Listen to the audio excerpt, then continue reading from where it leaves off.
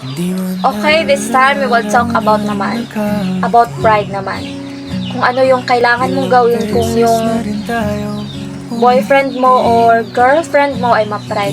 Ano ba ang kailangan mong gawin? Okay, first, kapag yung boyfriend mo ay ma-pride or yung girlfriend mo ay ma-pride, dapat merong isang magpakumbaba sa inyo, merong isang maging humble sa harapan ninyong dalawa. Kasi ang pag-aaway nyo, kung puro kayo ma-pride, walang papupuntahan, kundi ang pag-aaway nyo ay uuwi lamang sa hiwalayan. Kaya dapat merong isang magpapakumbaba. Kasi sa isang relasyon, dapat hindi naman kailangang magpataasan kayo ng pride.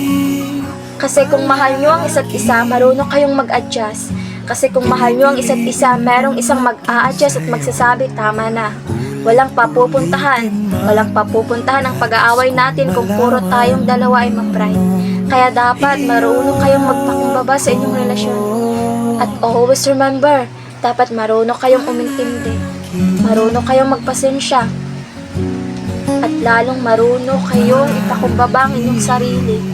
Kasi, ang relasyong nagbuo ninyo ay mauuwi lamang yan sa hiwalayan kung puro kayo ma-pride. Always remember that.